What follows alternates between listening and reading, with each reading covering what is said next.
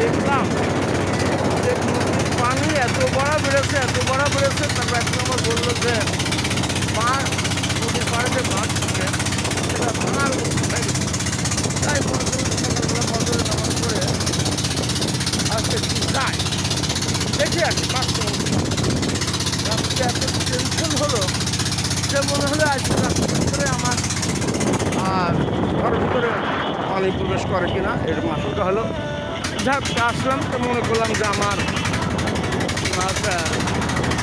পিতৃভূমি কিন্তু এই নদীর পাড়ে এই ঘোড়াইঘাট এটাও কিন্তু পশ্চিম গড়িয়ার অংশ অত গড়ি হয় না আমার পিতৃভূমি তো মনে হয় কি বেরিয়ে এবারে বেরিয়েও আসে আর কি তাই আসলাম এই যে নদী পার হয়ে চলে আসলাম যা হোক এখন ঘড়িতে 7:04 এই যে বন্ধুরা দেখো আসলে অতটা নিরাশ হওয়ার কোনো কারণ নেই, কেন এখনও কিন্তু বলতে গেলে যে পার থেকে নদীর লেভেল প্রায় 20 ফিট তো কম হবেই ওঠে আর কি।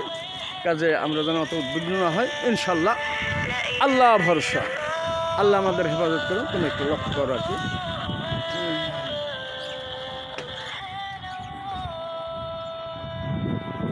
তবে শুনছি নাকি যে অনেকেই বিশেষ করে গত রাত্রে ভিড় জমে গিয়েছিল নদীর উপরে, নদী দেখার জন্য অনেকেই টেনশন ভুগছিল, তারা আসছিল আর কি, তারা দেখছে আর কি, এই আর কি।